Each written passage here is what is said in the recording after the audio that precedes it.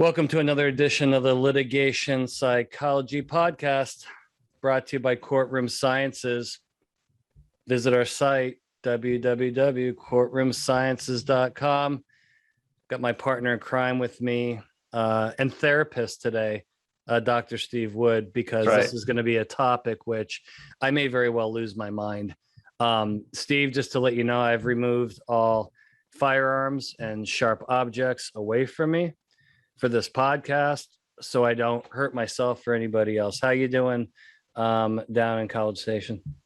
I am excellent down here. The weather's looking good and things are good. So kids are getting ready to go back to school. So yeah, mine went back this week. Get my life back.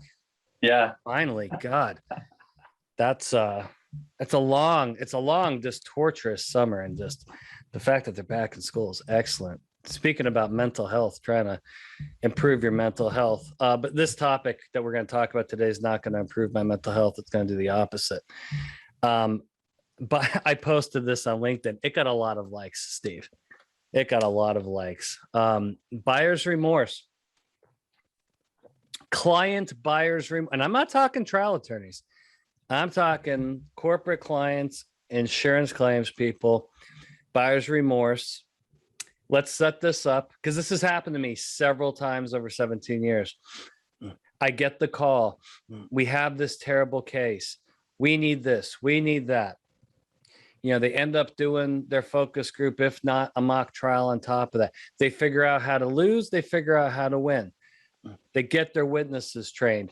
They do everything they need to avoid a nuclear verdict. They go to trial. And they win. The good guys win. And they go to a bar and they call me and they thank me. They tell me how great I am. And then roughly 30 days later, they get an invoice. And they're mad. They're upset that they have to pay to win. Just let me get this off my chest, Steve. This has happened to me at least 100 times. Let me repeat this. They're scared shitless of a nuclear verdict. We tell them, here's how to avoid the nuclear verdict. They do everything we say. Right? Us, the consultants, the trial team, everybody focuses as a team. We beat the bad guys. The good guys win. And then 2 months later, they're appalled that it costs so much. Steve, we're talking cases that are worth over $30 million, sometimes approaching $100 million, where the plaintiff's getting zero. And I send them a bill for 125 grand and they're flipping out. I can't believe I spent no, I have my theory. Now, you're a social psychologist. I am a clinical psychologist. I have my theory that the buyer's remorse happens probably for two reasons. And I'm just throwing this out there. Because these clients don't call back. They don't. I mean, it's like, I just saved you, you, me, the legal team, the trial team, we saved you from a nuclear verdict, and now you don't want to hire us ever again. Makes no sense, does it? I think one of two things has happened. I think somebody's boss, maybe the claims person's boss, has to approve this invoice and calls the claims person and says, you spent 125 grand? What the hell's wrong with you? You didn't need to spend this money to win this case. That was dumb. And they're getting slapped on the wrist by a supervisor. Or the claims person wakes up after they wake up one morning, they see the invoice, and maybe it's a little internal cognitive dissonance of, God, did I really need to spend that money? I'll tell you a story. It's not really a positive story. I just buried my grandmother's ashes up in northeastern Pennsylvania. She had died over 1.5 years ago. I had her ashes. They wouldn't allow me to do anything with them because of COVID. Well, finally, Pennsylvania opened, and don't get me started on Pennsylvania. That's a different story. So finally, Pennsylvania opens up. I fly up there with the ashes, And they said to me on the phone, there's a service fee to bury the ashes at $650. I'm like, listen, I just need to bury the ashes next to my grandfather. Okay. And so I came up, I arrived, and there's like a guy there with the shovel. He digs a 3-foot hole. I hand him the ashes. He puts it in. He fills in. This whole process took like 7 minutes, and then looked at me and said, that'll be $650. At this point, I have a little buyer's remorse because I'm thinking, Jesus Christ, like I could have done. I mean, the guy just dug a hole for $650 for crying out loud.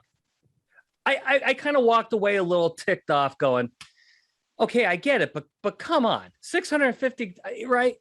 But now it's not a good analogy, but the point is people have legitimate buyer's remorse. But when you're talking about a potential $50 million exposure and then they win, and then after they win, they complain that they had to pay to win. Steve, I'm sorry. I'm confused. Maybe I'm not a very smart guy. You got to help me out with this because I've been trying to because it just happened to me the other week. Here's another one. I'm going to tell you another story. I'm just going to vent. This is just therapeutic Bill K venting. Of course, I'm at a bar, right? And my phone rings. It's my client from California. And he says, hey, I just want to tell you, on this huge lawsuit that you prepped those first 3 witnesses, man, those deps went great. Those deps went awesome. So great. He goes, you're scheduled to come out in 30 days for the other 3 witnesses. I said, yeah, I can't wait to come. He goes, well, unfortunately, I'm calling to cancel. So what the hell you mean you're calling to cancel? You just told me this is a $50 million lawsuit. You just told me the first 3 went really well. He goes, they did. The client doesn't want to pay for 3 more. They want me to like copy everything that you did. They want to save money. I'm not going to tell you what came out of my mouth at that point because that would be I've been warned by our producers to keep this clean. I've been warned. I don't need Apple, iTunes or Spotify giving me a explicit label like Bill Burr or Joe Rogan. Although this episode would deserve it. I'm just going to breathe. Dr. Wood, what the hell is going on with people when it comes to this buyer's remorse? Because it's making me nuts. I'll tell you that right now. Well, there's a lot to unpack here, for sure. I think one of the first things, though, I've been taking notes as you've been talking about it.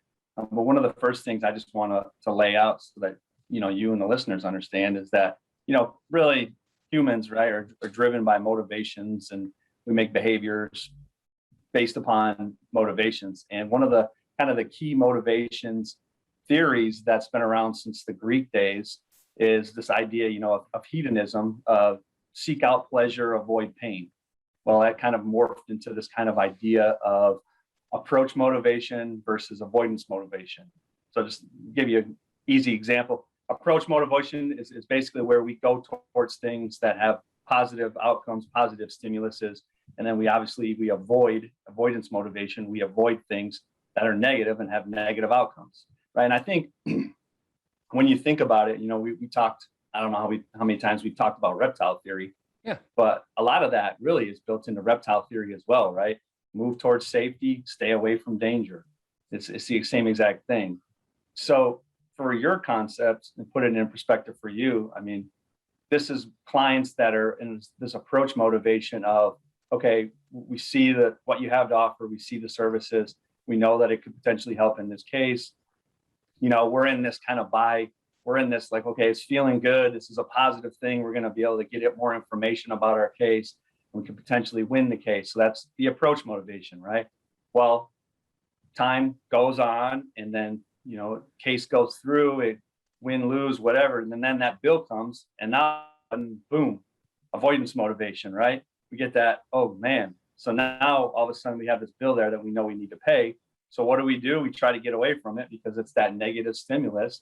So the best thing to do is to say, I'm going to be upset for paying. Sometimes people don't want to pay for a long time, or they go into the thing and to your point is say, I didn't need to spend that money. I feel bad. Therefore, I'm never going to do it again, or, I don't want to do it again. Like you could have done all this, you could have made all these decisions yourself and saved the 125 and still got the defense verdict. That to me, Yeah. that's okay. Now I'm gonna go back to a different end. Okay, I'm not gonna go to any more cemetery analogies. I think that first one flopped. Grandma, I'm sorry. In 2016, the Chicago Cubs paid a ridiculous amount of money, and I believe they were tied with the Yankees for number one in payroll expense, and they won the World Series. Okay, no more Billy Goat, no more 1908. They got their World Series, right? And everybody was thrilled in the city of Chicago and around the country because there's Cubs fans everywhere, including me. And then the Cubs come out afterwards and say, FYI, we're going to raise ticket prices next year. We're going to raise and you know what the fans said? Raise the ticket prices. We won. Yes, we'll pay more. Keep winning. Okay. That's what I kind of expected from the clients here. But instead, what I'm getting is the New York Yankees. So New York Yankees go out, they spend an equal amount of money as the Cubs, and then they suck. Now that is where, hey, if you go to any sports bar here in Orlando, go to any sports bar in Texas, you're going to find a Yankees fan, and he's going to be really angry. And the first thing out of his mouth is, I'm paying Stanton $27 million a year to ground out to second base. And they're pissed. That's called buyer's remorse because the outcome didn't match the investment. Here we have an investment of maybe $100, $125, $150,000 in a consulting firm. And yes, you did have to pay your law firm to participate in the witness prep and the mock trial. Good. Right? Fine. Let's double it. It's $300,000. You just avoided a $50 million verdict, and you just avoided being on the front page of the Wall Street Journal, right? Saying this company got whacked. And now you're upset. Yeah, I think it goes back. I mean, you said something else too. You talked about cognitive dissonance, obviously, right? A lot of the people that are in the claims position and a lot of those others, their job is to help save the company money, right? So they see themselves as very level-headed and company people that want to make sure they protect the company. And then they get this big bill, and then they're like, "Oh man, I just cost the company $150,000." So then they have this, as you said before, cognitive dissonance. Okay, well, now I need to make myself feel better because I'm usually pretty frugal, pretty even-handed. I try to do the best for the company to save them money. Now I have this that went against my normal concept of trying to save them money. So what do? I either try to rationalize it by saying it wasn't worth it, or rationalize it by saying that we could have done without it. I try to do all these different things to rationalize the reason why that $150,000 or whatever it wasn't money well spent. I think about it like it's the time when you go out to the bar with all your friends and you pick up, you're buying drinks for everybody. You're having a good time. It's great. Everything's good, like you said. And then you get the big bill. Then all of a sudden the steak wasn't quite as, you charged me that much for a steak. What was I thinking? Yeah, it wasn't like $50. So then all of a sudden you start, picking at that. But I think it goes back to another thing that you brought up though, is, I think you and I both struggle with this, is the idea trying to get across kind of this cost benefit of showing that the things that we're doing actually have an impact on the case. And it's kind of hard for, how many times have we talked about this before where we've tried to quantify by having us get involved, you might have paid $100,000, but you saved $7 million on the back end. It's really hard to quantify that. So when you can't quantify that, it really makes it difficult for clients to say, okay, well, because you were involved, we saved all this money. It's wow. Do you think, like you said, do you think we could have did this without you? And then all of a sudden, before you know it, they're doing it without you. Then they're getting whacked, and then they're on the front page of the Wall Street Journal. But then there's this hard connection between, did that have anything to do with the fact that you didn't bring a consultant, or was it because you didn't, maybe the case facts were bad, or you didn't prep the way you should have? And you can, rationalize that as well and say, well, even if we would have brought in a consultant, we still would have got whacked. Yeah. Okay. So I think we're working through this, and thank you. If you're charging me hourly for therapy, I am. Don't worry. Send me your invoice. So here's the problem, and this is more for the insurance industry as opposed to corporate legal. The person paying the bill, right? The claims person, claims specialist, they do not benefit from the back end cost savings directly. That's the issue. They're paying the bill, but somebody else in a different office and the company as a whole is benefiting from that, not them, which is the problem. Meaning they're getting no reward for spending the, right? In other words, this is, okay, so the claims person pays the money, right? The team goes out, wins the World Series, but the guys down the hall get the trophy. Like the trophy, you're not going to walk into any claims department and see the trophy there, right? Because the trophy never shows up there. So I think, it's an organizational problem. It's a philosophical problem. I wanted to bring it up on the podcast because I want to get out, because it really, I got to tell you, I'm not, okay, I was a little pissed, but I'm just disappointed that everybody's worried about nuclear verdicts. We cracked the code, we have the formula, and you just don't want to do it? Good God. I mean, the hell is wrong with you, right? It's like, here's the formula. You just don't want to do it. I think the other thing that's interesting too is, and in this, I saw it when you put it on your LinkedIn post, was the idea, and some of the people that commented on it exactly the way I thought about it, right? Is that your client had said, well, tell the attorney, you watched them do this a couple of times. Why don't you just go ahead and do it? And, as we know, I could sit here and watch videos on YouTube about how to be a heart surgeon, but I'm never going to go out and try to be a heart surgeon, because I leave that to the people who are the professionals, and I think it puts attorneys, and I'm not saying attorneys do that, because you and I both have very close relationships with several attorneys who we've done this.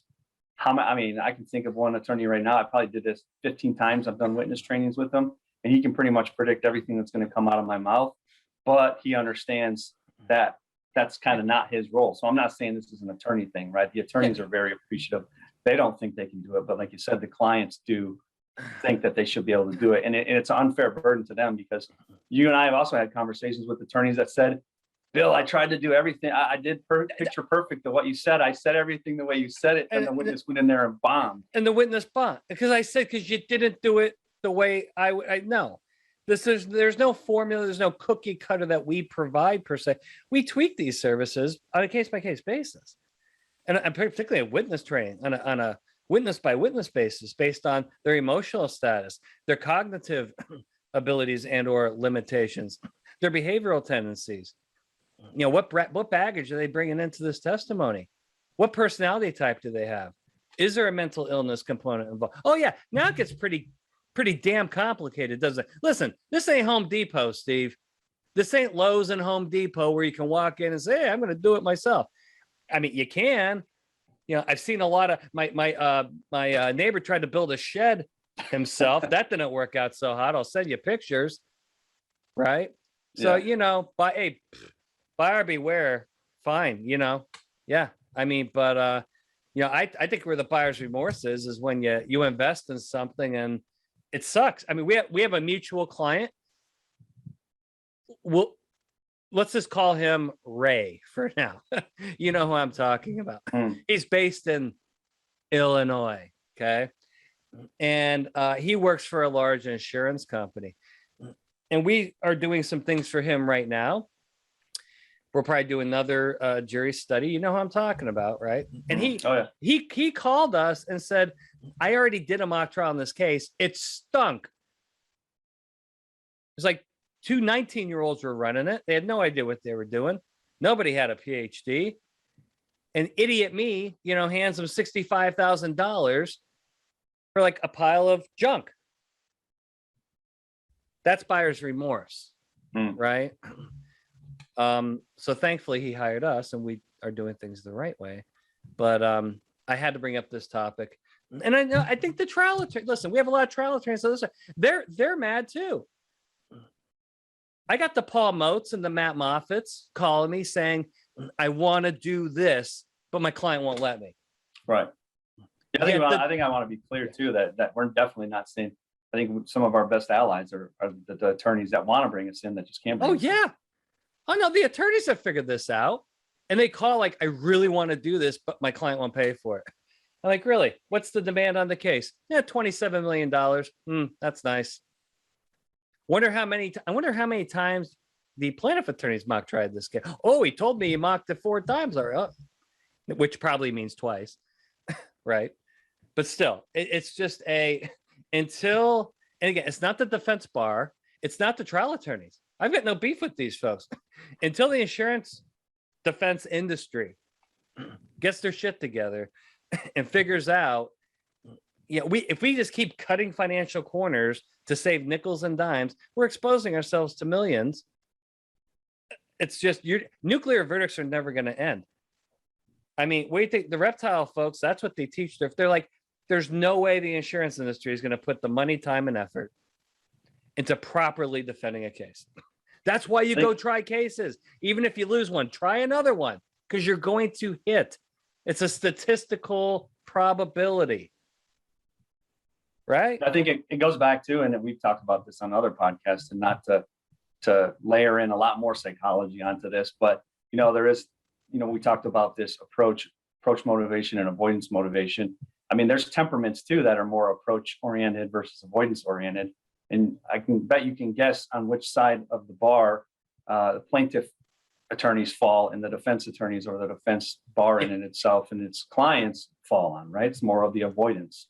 So it goes back to your point that, kind of the people that are in that place are avoidance driven. They want to avoid it. But as we've said before on other podcasts, hopefully the tide's going to start to change, and that these people start to understand that they need to become a little bit more of this approach, moving towards things and being a little bit more aggressive. And I think with that would help to change that mentality of what you said, of that when you get the bill and go, oh my God, it's $150,000. You get the bill and say, okay, it's $150,000, but we needed to do that in order to win this case. Plaintiff's bar is doing that, right? Plaintiff's bar is spending money out of their own pocket in order to mock try cases because they want to go in and they want to win. So I think until we can get the defense bar and their clients to take a similar approach, I think we're still going to be in this buyer's remorse phase going forward, and there probably won't be an end in sight. And you and I will be talking on a podcast again about your frustrations. Well, it's this pendulum that swings back and forth. It's a nuclear verdict, nuclear verdict. Oh shit. We can't. Okay. It's going to have spend money, win. Oh my God, we're spending all this money. Nuclear verdict. Oh shit. Oh, we're getting drilled. Let's go back. Spend money, win. This is what it is. Yeah. And there's no end in sight, unfortunately. Find better clients, I guess. It's an unpopular topic, but I don't care. It is what, somebody going to call me and argue with me on this? I'd love to hear their counter argument. Let's transition so I don't lose my mind. Steve, I've been collecting some viewer mail over the last couple of weeks. You have no idea what I'm going to ask you, but these are so right up your alley. It's all mock trial stuff because we've been doing a lot of mock trials and focus groups. Let's see. Question number 1. What's the difference between a focus group and a mock trial? And how do I utilize, if they're different, how do I utilize these things? I talked to a guy the other day.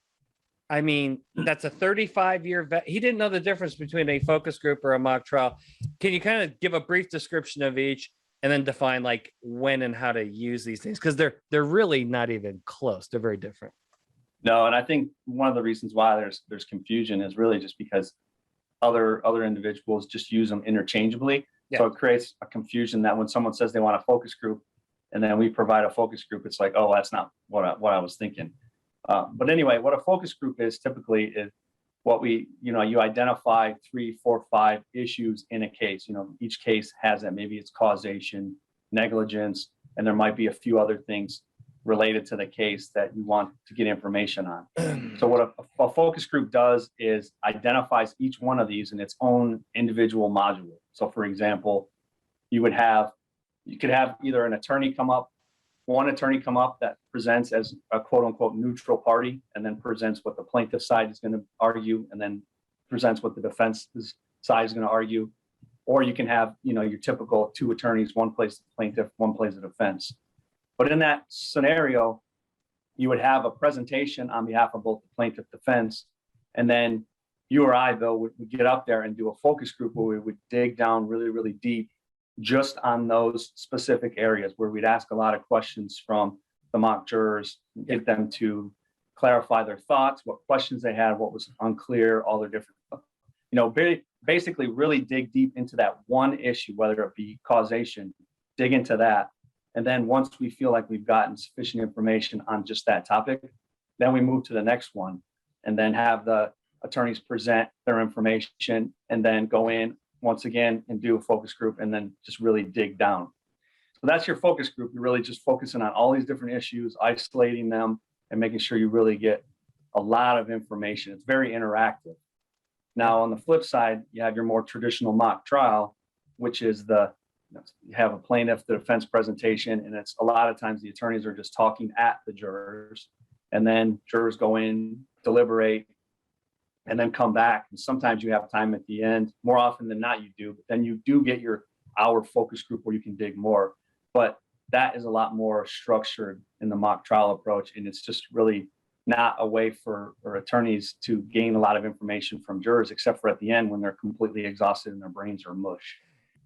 So So it's what I tell clients, I say a mock trial is very attorney focused, while a focus group is very juror focused. It's juror driven. Absolutely. And so those are the two things. And I think you can use both in discovery. But I really think the value of the focus group is so important, because that's why, speaking of our friend Ray, they jumped right into a mock trial and they never did a preliminary test of the issues. Right. Just they put a bunch of garbage in the mock trial, garbage in, garbage out. Really nice to start with a focus group, figure out how jurors really do they even understand the issues. It's like, I want to know what juries feel about X, Y. Well, what if they don't even understand what the hell you're talking about? Well, that's what we get their opinion. Well, that's what we found actually in what you're referencing is we found that when we did the focus group, they did a mock trial first, so they had gone through and had the presentations and that they were presented. But then when we got to the focus group, we realized from the feedback of jurors that a lot of the things they were talking about were completely over their head. It was just so unclear as far as any of the things that were being discussed. So obviously one of our big recommendations after that going forward was you need to spend a lot more time clarifying these issues for jurors.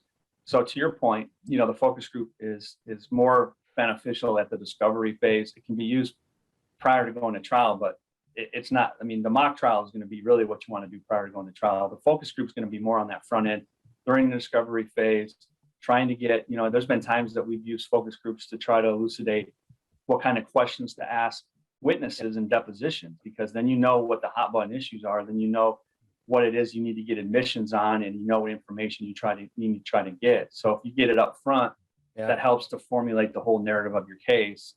And then obviously, prior to doing a mock trial, you want to know what do you need to clarify, what do you need to clear up, and then use that information to go into a mock trial, so that when you're doing the mock trial, you have the cleanest one that you have as far as being the most informed before you do it. So going back to the whole point of this conversation about not wanting to waste money or feeling bad about wasting money, you want to talk about wasting money, going to a mock trial when you have no clue what the jurors are even going to think. And then you find out about it, and then you say, well, that'd be nice if we could have then now present this information again with knowing that, and then do another mock trial. And now you've added on an additional expenditure that you could have better off to do on the focus group side.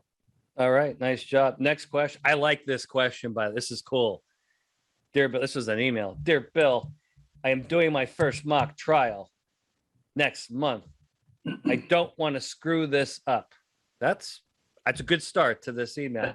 Excellent. What are some of the top mistakes attorneys make during mock trials? This is a great question.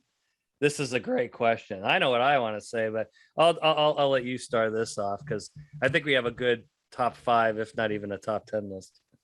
Yeah, I think that I would say far and away, bar none, number one for me is that your plaintiff, whoever's playing your plaintiff, assuming this is a defense-oriented case, whoever's playing your plaintiff attorney phones it in. You get maybe a first or second year associate, or you get someone who doesn't know the case Or they as just well. don't know the case. Yeah. Yeah. And they don't know the case, and maybe they haven't had the trial experience to present, a case the way that opposing counsel in the real case is actually going to do it. So what ends up happening is they get up there, things aren't as clear, they're not as concise, or even they don't essentially believe the case. I think that's another thing that we've seen is they don't really buy the case. Yeah. So they don't spend a lot of time really arguing the facts the way that opposing counsel would. So what ends up happening is, garbage in, garbage out. Yeah. You don't have a strong plaintiff case. Defense comes up there and puts on their really good case. And then of course you get a defense verdict and everyone's happy and says, Gretz is great. This turned out the way I figured it was going to turn out. Yeah. Well, But the point of the matter is, and the truth of the matter is ideally when you go into a mock trial, you'd like to get your ass kicked, because that's the way you're going to learn. You want to go in and see what's the worst case scenario. that's the goal. Yeah. There's several ways to win a case.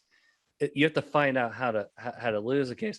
I think the top mistake that gets made is the lack of showing witness testimony. In other words, they only, because I'm on a conference call last week, and the guy's like, what?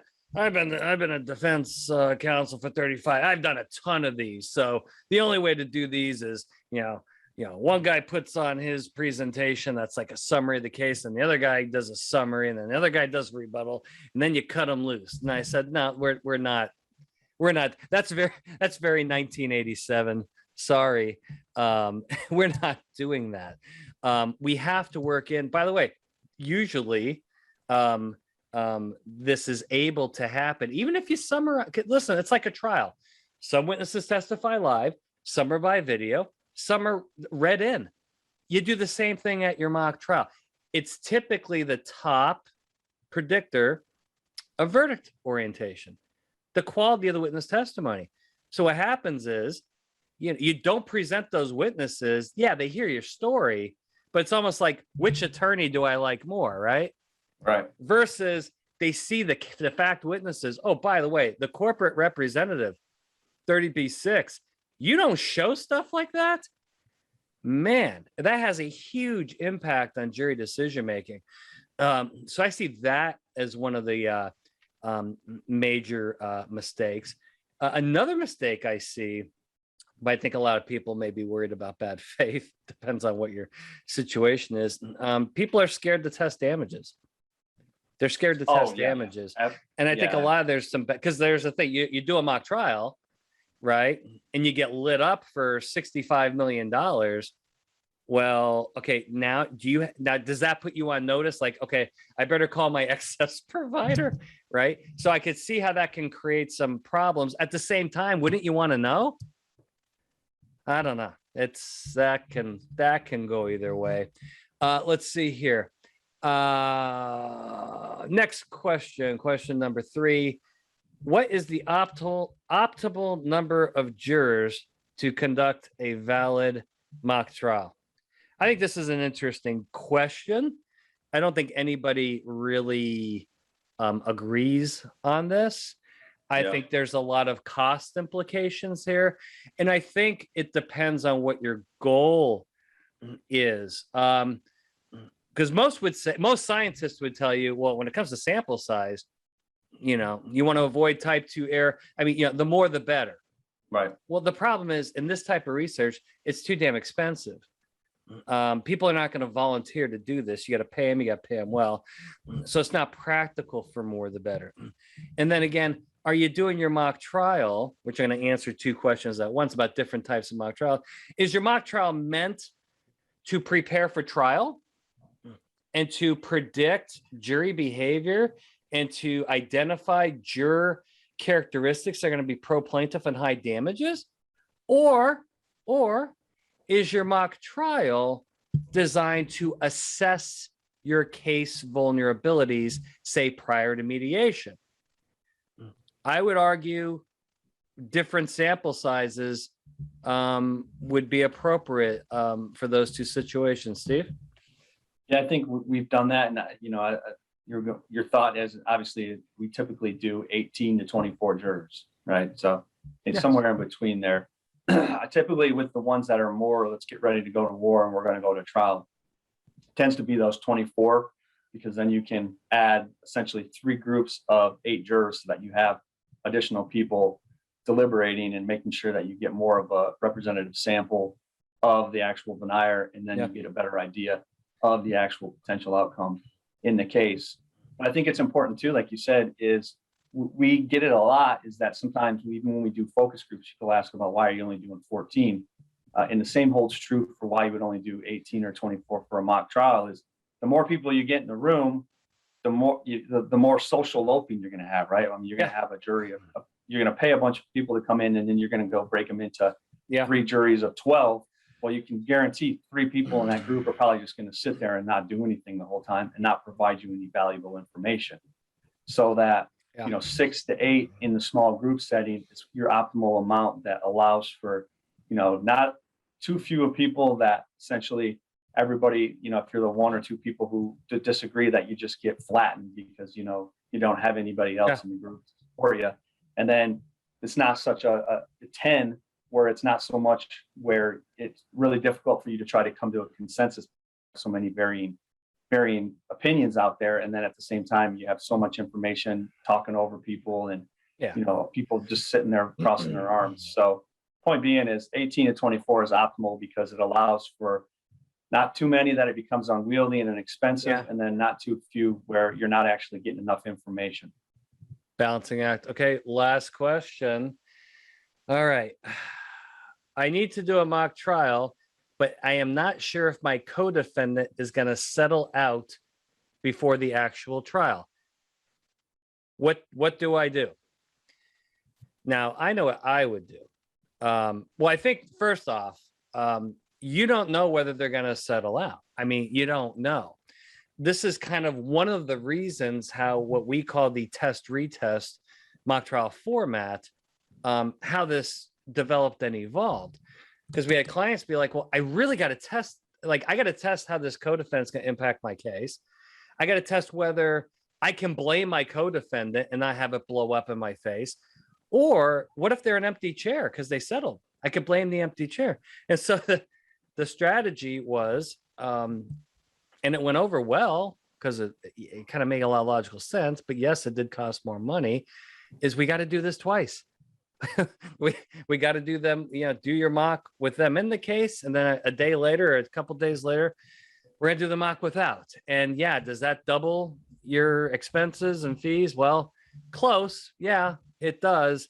But I mean, you'd rather be safe than sorry when it comes to that. What do you think, Steve? No, I agree with you 100%. You definitely want to try your worst case scenario. I mean, I think, and going back to when we were talking about some of the errors that are made in mock trials, is that idea of not trying your worst case scenario. The information that may or may not come up, may or may not have a motion in limine on it, that may never come in. I mean, you don't know. So if you don't know, you're better off to just test it in a mock trial, because the last thing you want to do is go into the real trial and find out later that they didn't settle out of the case. And now you don't have a strategy on, to your point, whether you should point the finger or whether you should play nicely in the sandbox. And, the last thing, as I know attorneys always talk about, is never ask a question you don't know the answer to. Well, this would be another situation like that, going to trial, thinking that they're going to settle out, then they don't. Now you have your question you don't know your answer to, is whether or not you should point the finger, because you might find out later that you shouldn't have, or you should have. And so you want to make sure you don't take the wrong approach. And like you said, on the fly at trial, when it actually matters, it's not the time to try to figure that out. Yeah. Another situation, do I admit liability or not admit liability? Well, do it twice. Admit liability day 1, day 2. Another example. Well, I'm not sure if this key evidence is going to get in or not by the judge. Do it twice. Day 1, you put it in. I think with most mock trials, you assume it's going to come in, right? But if it's a really big deal, okay. And day 2, let it go and see if there's a huge difference or not. Okay, that's the end of viewer mail. I did want to touch on one thing, Bill. Go ahead. You said, going back, now you've got me on a roll with the mock trials. One of the other things you talked about doing one day and doing another day based upon whether the information comes in. I think one of the other errors I do see is this concept of, well, let's wait and hold this information to the end. And then let's say, what if I told you this were going to come in? Yeah. Would that change your thinking? From a psychological perspective, jurors are not wired that way to then say, okay, well, I've been consistent, right? We wired for consistency. I've been consistent all day. I've been saying this. I just heard all this information. I just deliberated. I just gave my verdict. And now you're giving me this other information. Is it going to change my opinion? One, they might not know whether it would actually change their opinion because they can't gauge it because they're not in the moment of the decision making at the time. And two, they might not want to admit that it would change their opinion because now they have to unring the bell they've been doing the whole day and say that they were wrong in their verdict because they just deliberated for a long time. But had you have given me that information, now everything would have changed. So I just don't think it's a fair assessment of that actual importance to the case because jurors just can't really evaluate or assess whether or not it would change their mind. So you might get a bunch of people saying, nah, that wouldn't have changed my mind at all, which is what we commonly hear.